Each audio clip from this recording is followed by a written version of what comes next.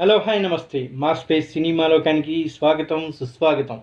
మరో చక్కని చిత్రంతో ఈరోజు మీ ముందుకి మీ సినిమా లోకం రివ్యూస్. సాంప్రదాయని సుప్పిని శుద్ధపూసిని అంటున్నాడు మన శివాజీ. శివాజీ లయ ఒకప్పటి చక్కని పేరుగా అద్భుతమైన సినిమాల్ని మనకు అందించారు. అలాంటి ఒక సినిమాని మళ్ళీ మన ముందుకు తీయడానికి శివాజీ తన స్వయంగా తానే నిర్మిస్తూ మన ముందుకు తీసుకొచ్చాడు. సాంప్రదాయని సుప్పిని శుద్ధపూసిని అంటూ ఈ సినిమాని. మరి ఈ సినిమా అంతగా ఆకట్టుకుందా లేదా, మనల్ని థ్రిల్ చేయడానికి ఈ పాత జంట మళ్ళొకసారి చేసినటువంటి ఈ ప్రయత్నం ఏ విధంగా ఉంది అనేది ఇప్పుడు ఈ రివ్యూలో మనం తెలుసుకుందాం. ముందుగా ఈ చిత్ర తారాగణం విషయానికి వస్తే, నటీనటులు శివాజీ, సీనియర్ యాక్టర్ శివాజీ, లయ, రోహన్, మాస్టర్ రోహన్, శరత్ లోహిత్ అస్ఫా, అలీ, ధనరాజ్, ఇమాన్యుయల్ తదితరులు. సంగీతం విషయానికి వస్తే రంజన్ రాజ్, ఎడిటింగ్ బాలు మనోజ్, సినిమాటోగ్రఫీ రిత్విక్ రెడ్డి, నిర్మాతగా శివాజీ తానే స్వయంగా నిర్మించినటువంటి చిత్రం, రచనా దర్శకత్వం సుధీర్ శ్రీరామ్. మరి ఈ సినిమా ఏ విధంగా ఉందనేది ఇప్పుడు చూసుకుందాం. వరుస సినిమాలు సిరీస్లతో ప్రేక్షకులను అలరిస్తున్నటువంటి ఈటీవీ విన్ విజయవంతమైన #90 వెబ్ సిరీస్ తర్వాత శివాజీతో కలిసి చేసిన రెండో ప్రాజెక్టే ఈ సాంప్రదాయని సుప్పిని శుద్ధపూసిని. దీన్ని శివాజీయే స్వయంగా నిర్మించడం, దాదాపు 20 ఏళ్ల తర్వాత లయతో కలిసి మళ్ళీ నటించడం, టీజర్ ట్రైలర్ ఆకట్టుకునేలా ఉండటంతో ఈ సినిమాపై ప్రేక్షకుల దృష్టి పడింది. మరి ఈ సినిమా కథ ఏంటి, ప్రేక్షకుల్ని ఆ ట్రైలర్లో చూపించినట్టుగానే అలరించిందా, ఎలా ఉంది? ముందుగా ఈటీవీ విన్లో ఓటీటీలో రిలీజ్ చేస్తాననుకున్నటువంటి ఈ సినిమా లేదు ఇది థియేటర్ కోసమే నిర్మించాం, థియేటర్కల్ ఎక్స్పీరియన్స్ ఇవ్వగలిగేటువంటి ఈ సినిమాని థియేటర్లో చూస్తేనే బాగుంటుంది అంటూ 6వ తారీఖున మన ముందుకు తీసుకొచ్చినటువంటి ఈ సినిమా మరి మనల్ని మెప్పించిందా లేదా అనేది ఈ రివ్యూలో తెలుసుకుందాం. ముందుగా కథ విషయానికి వస్తే, శ్రీరామ్గా శివాజీ నిజాయితీపరుడైన పంచాయతీ కార్యదర్శిగా నటిస్తున్నాడు. కొత్తకోట సమీపంలోనో హార్స్లీ హిల్స్లో భార్య ఉత్తర, మన లయ అండి, కొడుకు బిట్టు అలియాస్ నితిన్ రోహిన్తో కలిసి జీవిస్తుంటారు. రీల్స్ పిచ్చితో ఆ కొడుకు చేసే తింగర్ పనులు శ్రీరామ్కి పెద్ద తలనొప్పిగా ఉంటాయి. ఓ దీపావళి రోజున వాళ్ళ ఇంటికి ఆ ఊరు ఎస్ఐ విక్రమ్ వాసుదేవ్ ప్రిన్స్ వస్తాడు. అతనికి ఆడవాళ్ల పిచ్చి. అప్పటికే శ్రీరామ్తో ఓసారి గొడవ జరుగుతుంది. దీంతో అతనిపై పగవించుకున్న విక్రమ్ ఇంట్లో తను లేడని తెలిసి ఉత్తరపై అగత్యానికి ప్రయత్నిస్తాడు. కట్ చేస్తే అనూహ్యంగా శ్రీరామ్ కొడుకు చేతిలో ఆ ఎస్ఐ హత్యకు గురవుతాడు. మరి ఆ తర్వాత ఏమైంది? ఆ హత్య కేసు నుంచి తన కుటుంబాన్ని కాపాడుకునేందుకు శ్రీరామ్ ఏం చేశాడు? మూడో కంటికి తెలియకుండా ఆ శవాన్ని మాయం చేయడానికి వాళ్ళు ఎలాంటి తిప్పలు పడ్డారు? నిజంగా ఆ హత్య శ్రీరామ్ కొడుకు సంబంధం ఉందా లేదా? కోటి డబ్బుతో ఉన్న తన గిఫ్ట్ బ్యాగ్ ఎత్తుకెళ్లారంటూ స్థానిక ఎమ్మెల్యే తిమ్మప్ప, అదే శరత్ లోహిత్ అస్ఫా గ్యాంగ్ శ్రీరామ్ వెంట పడటానికి కారణం ఏంటి?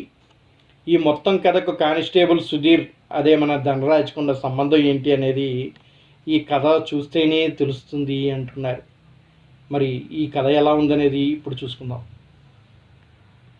సాంప్రదాయంగా కనిపించే భర్త, సుప్పనాతితనంతో ఉండే భార్య, దొంగ పనులు చేస్తూ శుద్ధపూసలా బతికేసే ఓ పోలీస్, ఈ ముగ్గురు చుట్టూ తిరిగే కథే ఇది. దీన్నే వినోదాత్మకంగా సాగే డార్క్ క్రైమ్ థ్రిల్లర్గా తెరపై చూపించే ప్రయత్నం చేశాడు దర్శకుడు సుధీర్. అయితే ప్రేక్షకులను నవ్వించడంలోనూ వాళ్ళకి థ్రిల్ పంచడంలోనూ దర్శకుడు పర్వాలేదనిపించాడు. నిజానికి కథలో కొత్తదనం లేకున్నా ప్రధాన పాత్రలు తీర్చిదిద్దిన తీరు వల్ల ఆరంభంలో చక్కటి వినోదం పండుతుంది. కథానాయకుడు నీతి నిజాయితీల్ని, అతని భార్య కొడుకు చిత్రమైన వ్యక్తిత్వాల్ని పరిచయం చేస్తూ సినిమాని ఆరంభించిన తీరు బాగా ఆకట్టుకుంటుంది. ఎప్పుడైతే ఎస్ఐ విక్రమ్ హత్యకు గురవుతాడో అక్కడి నుంచి సినిమా థ్రిల్లర్ జోనర్లో టర్న్ తీసుకుంటుంది. ఓవైపు శవాన్ని మాయం చేసేందుకు హీరో తన భార్యతో కలిసి చేసే ఎత్తుగడ, మరోవైపు ఎమ్మెల్యే గిఫ్ట్ బ్యాగ్ కోసం అతని అనుచరులు సాగించే వెతుకులాట, ఈ రెండు ఆరంభంలో ఆసక్తి రేకిస్తాయి.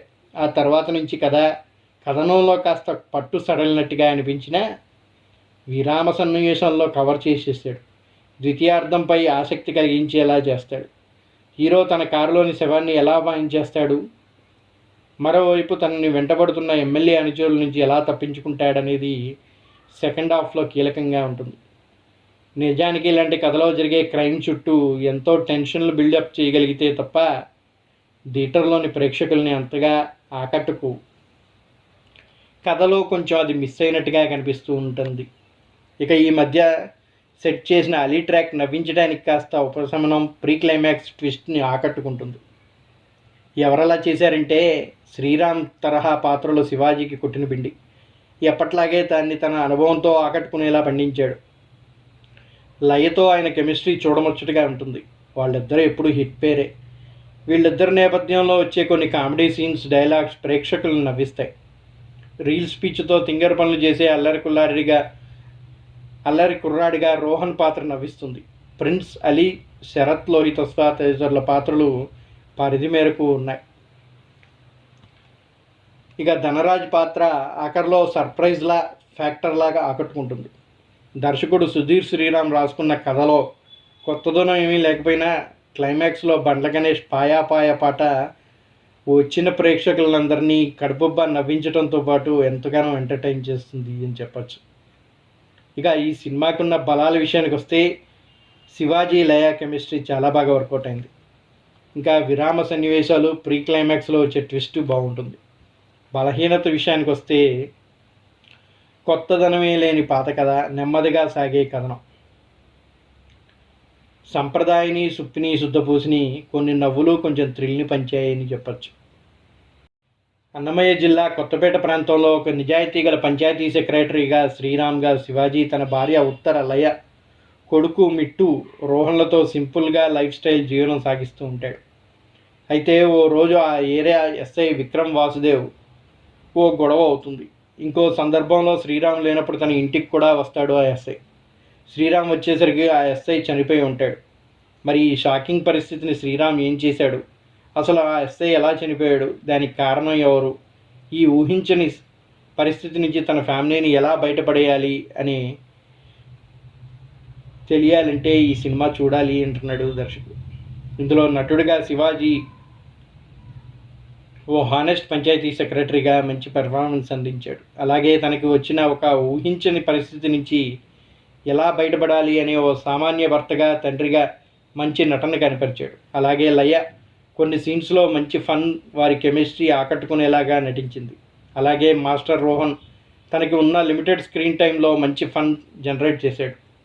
అలాగే కొన్ని సీన్స్లో లయ డీసెంట్ లుక్స్తో మంచి నటన అందించారు. వీటితో పాటుగా సినిమాలో అలీపై కనిపించే ఓ చెక్ పాయింట్ కామెడీ సీన్ కూడా ఇందులో మెప్పిస్తూ ఉంటుంది. ఇకపోతే ఈ సినిమాకి అతిపెద్ద మైనస్ ఏదన్నా ఉంది అంటే అది బలహీనమైన రైటింగ్ అనే చెప్పాలి. కథలో సరైన డెవలప్మెంట్ లేదు. అలాగే స్క్రీన్ ప్లే ప్రేక్షకుడిని ఆకట్టుకోవడంలో విఫలమయ్యే, అవసరం లేని అనేక సన్నివేశాలని మరియు పాత్రల్ని, కథనాన్ని మరింత డల్గా మార్చేసి విసుగు కల్పించే విధంగా కనిపించాయి అని చెప్తారు. అలాగే ఈ చిత్రంలో ఉపయోగం లేని పాత్రలు చాలానే కనిపిస్తాయి. ముఖ్యంగా ఎమ్మెల్యే పాత్ర, తన చుట్టూ డిజైన్ చేసిన సన్నివేశాలు ఏమంతరం పొంతన లేకుండా బోరింగ్గా అనిపిస్తాయి.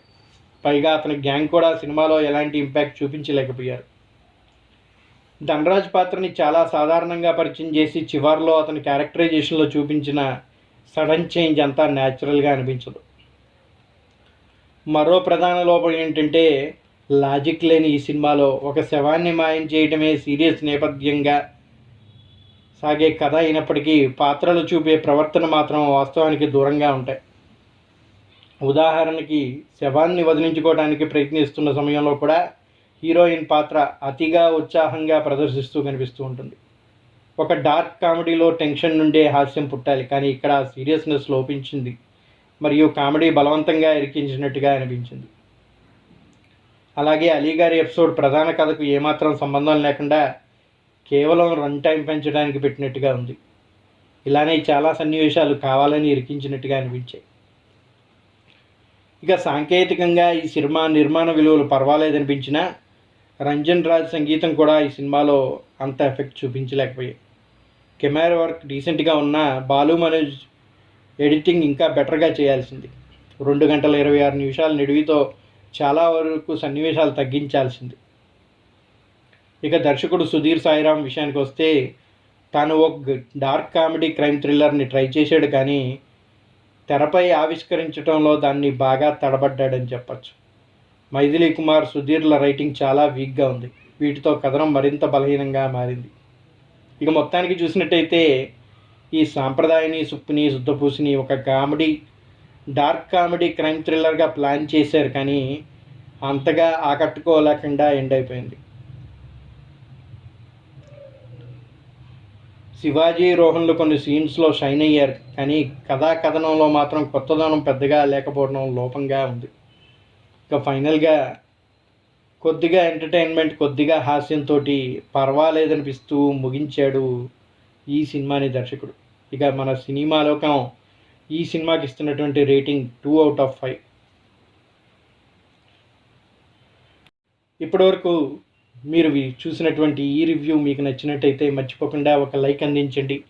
అలాగే మా ఈ రివ్యూలో మీకు ఏమైనా లోపాలు కనిపించినట్టయితే దయచేసి కామెంట్ చేయండి. దానివల్ల మరింత ఇంప్రూవ్ చేసుకోవడానికి మాకు అవకాశం లభిస్తూ ఉంటుంది. అలాగే నచ్చినట్టయితే సంతోషంగా ఒక లైక్ పెట్టడం మర్చిపోకండి. మరింతమంది మీ స్నేహితులకి, మీ బంధువులకి మా ఛానల్ గురించి తెలియచేయాలనుకుంటే షేర్ చేయండి. ఇప్పటివరకు సబ్స్క్రైబ్ చేసుకున్న వాళ్ళు ఎవరైనా ఉంటే దయచేసి సబ్స్క్రైబ్ చేసుకోండి. అలాగే మరిన్ని మా వీడియోస్ మీకు వచ్చినట్టు తెలియాలంటే నోటిఫికేషన్ కోసం గంట సింబల్ని నొక్కండి. That's all for now. Signing off, మీ నంబూరి. జై హింద్, జై భారత్. మరో చక్కని చిత్రంతో మళ్ళీ మీ ముందుకు వస్తాం. అప్పటిదాకా bye bye. Why hospitals choose Rosa Flores when hygiene can't be compromised. Each part of our papermaking process is in line with policies on sound environmental management. Subsequently, the logs are washed, cut into small pieces, and cooked in a digester. It starts with natural plant fibers, carefully selected for their softness and absorbency. Our advanced technology labs transform these biodegradable materials that meet the highest hygiene standards into premium tissue products.